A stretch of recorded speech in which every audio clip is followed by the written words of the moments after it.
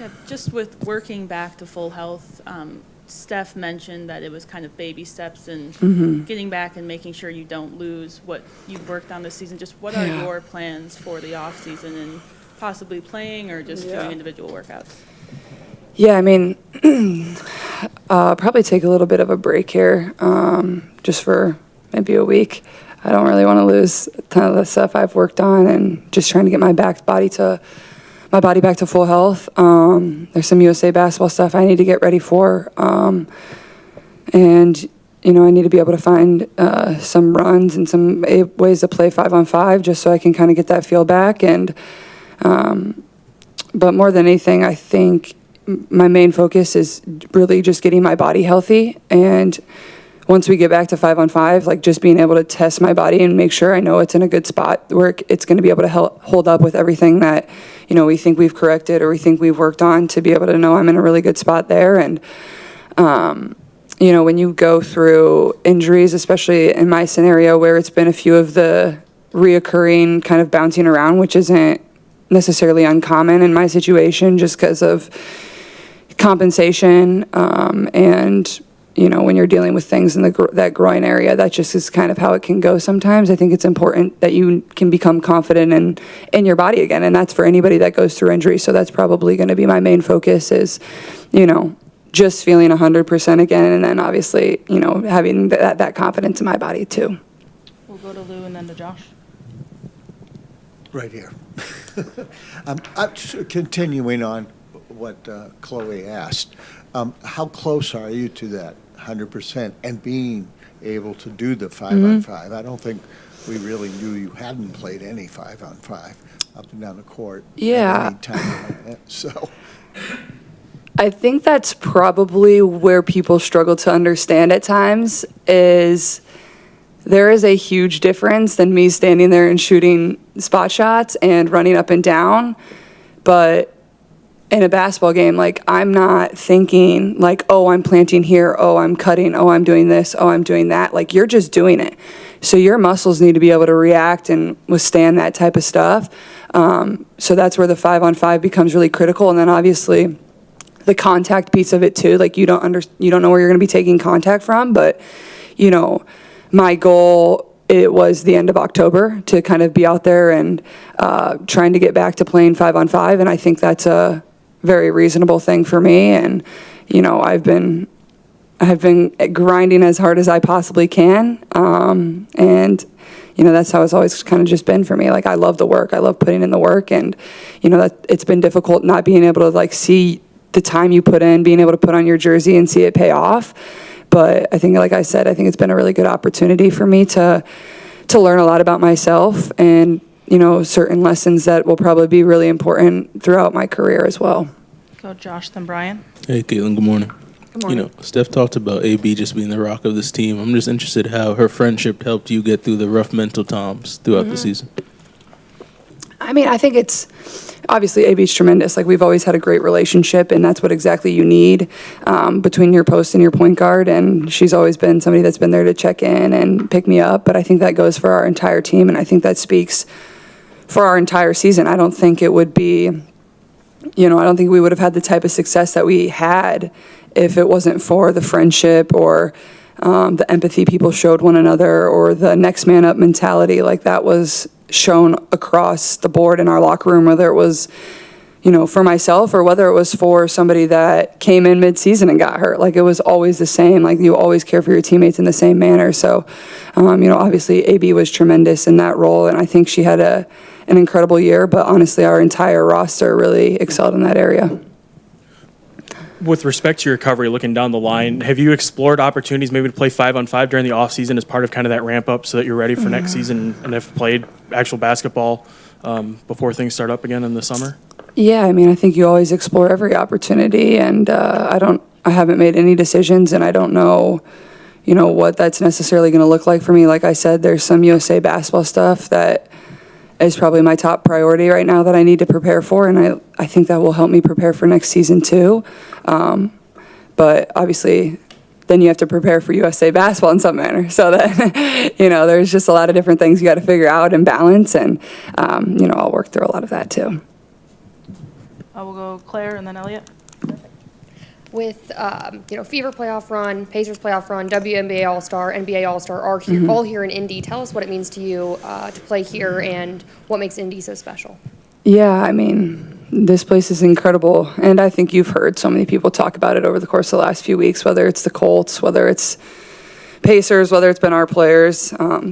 It's just incredible. It's, in a way, it almost feels like a college, like a university, like all the teams are supporting each other, and like you don't get that in professional sports really, but like you have that here, and I think that just speaks, like, I always say, like, obviously I'm from Iowa, like Indianapolis, I understand it's a big city, but it doesn't really feel that way to me. Like, it's a very close-knit group, like everybody supports one another, but then you have the professional sports teams, and that's what everybody's most passionate about here, and that's what I love about it. People really show up. A lot of these fans, like, these have been their teams since they've been 5 years old. This is all they've known. These are the only teams they've cheered for, and to have this type of success across the board. Obviously, the Colts have had an amazing start to their season, and the Pacers run last year, and then everything we've been able to persevere and, reach the WNBA semifinals. Like, it's a really special time in this city, and, I can't imagine myself in a better place, and just really fortunate to have, made different friendships with different athletes across the city, and just have the support from not only the city, but the state as a whole. We'll go Elliot and then Brad in the room. And then I'm going to try to jump into Zoom quickly. Hey, Kathleen.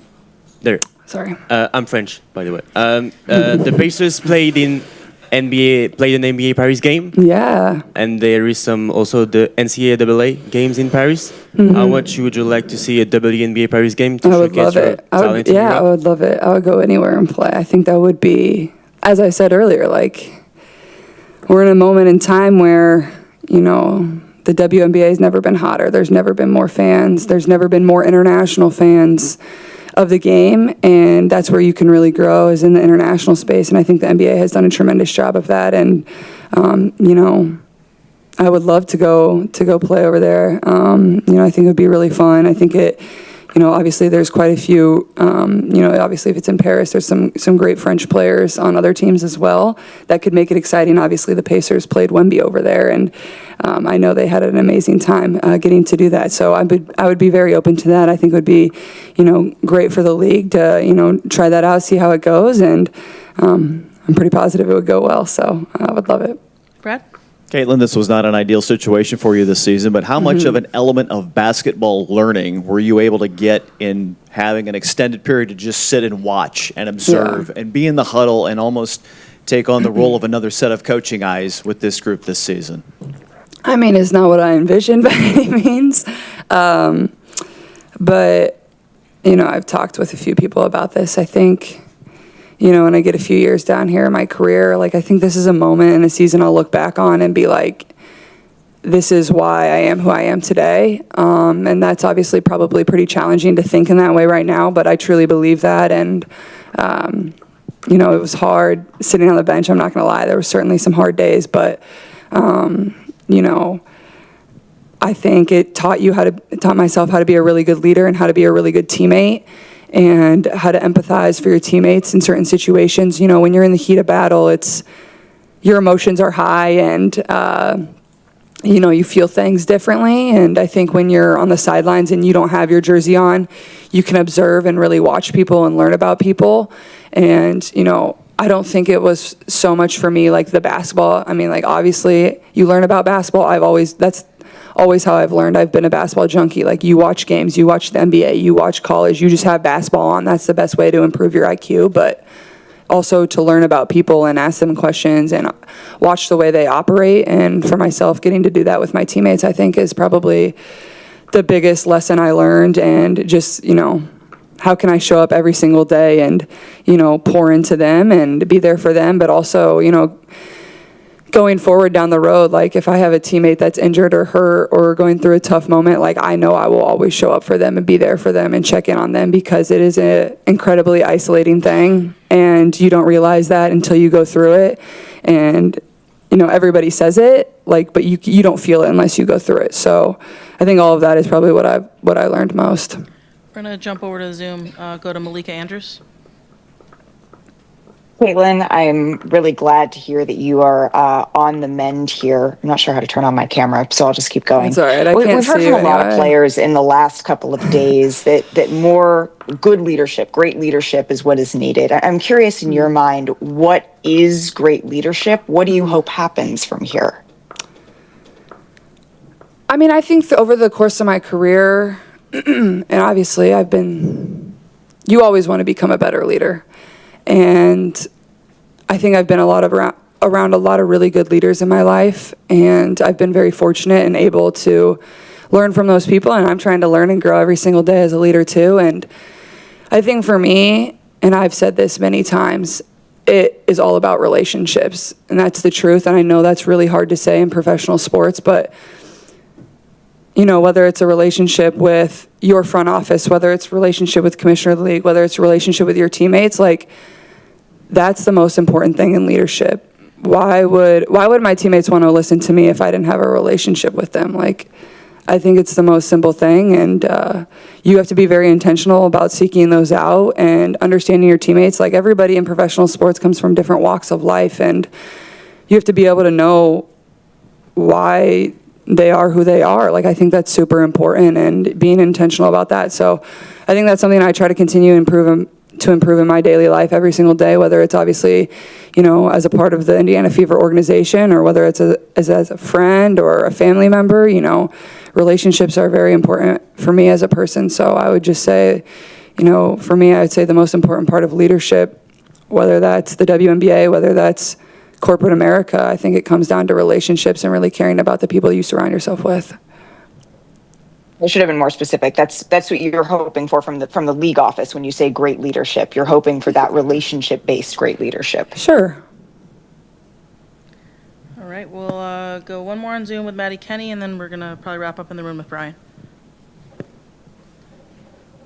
Hi, I just wanted to follow up on a question that Alexa asked about, what Fee said, the story involving you specifically, and your popularity as a player obviously skyrocketed when you were in college, and you had a lot of NIL opportunities and stuff. So I guess when you heard that, what was your reaction? Because it came off a little dismissive to your own brand and your own individual brand power, I guess. I think that's probably the way in which the league has probably changed over the course of the last few years. These kids and what they're making in college these days is pretty insane. It's honestly probably more than what I made. Obviously, a lot has changed even since I've graduated, so I'm not 100% up to date on the exact numbers of what college kids are making. But, obviously I was very fortunate after my freshman year of college. That's when I began working with, different brands, and began working with Nike, and, everybody knows my first NIL deal was with Hy-Vee, the greatest grocery chain of all time, based in Des Moines, Iowa, baby. So best chocolate long johns around. But, I think that's the way in which,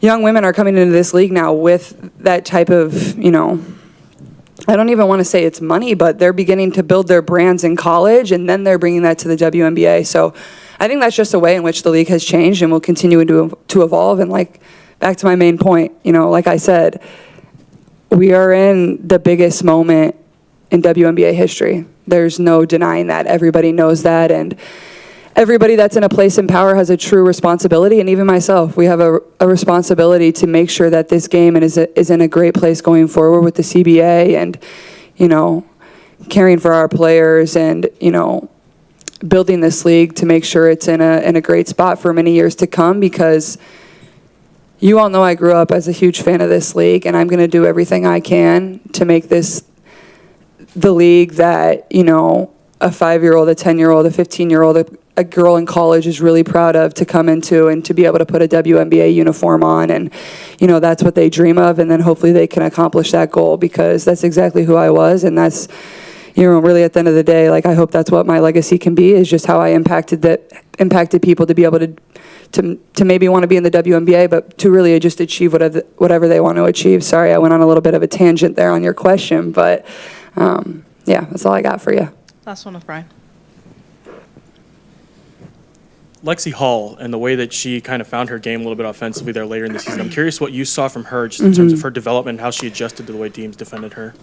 Yeah, I mean, I think Lexi is, well, obviously, as you guys know, she's one of my good friends, so I don't really have many bad things to say about her. But every team in this league should want a Lexi Hall type of player on their team. That's just never once have I seen her be disappointed in the amount she played. And I was here at the beginning of last year when she was getting DNPs, and was the exact same person as she is right now. As you know, probably she turned into our third option offensively because we lost so many players, but also like she embraced that and she worked for that and she wanted to be in that moment. And I think she's really flourished and her game has improved quite a bit. She's always been such a tenacious defender, and obviously you all know she's had some back troubles throughout the end of this playoffs here. And I'm like, Lex, like, you just play reckless. Like, you're good. Like, I was holding my breath those last few games, but that literally just sums up the type of person she is. Like, she's selfless. Like, she's going to go out there. She's going to lay it all on the line for this team. There was never a doubt in her mind if she was ever going to play a game in the playoffs where she had pain. Like, she was going out there and she was going to play. There was no question. And that really just sums up who she is. And, we're really fortunate to have her as a part of our organization. And I hope it's like that for many years to come, too.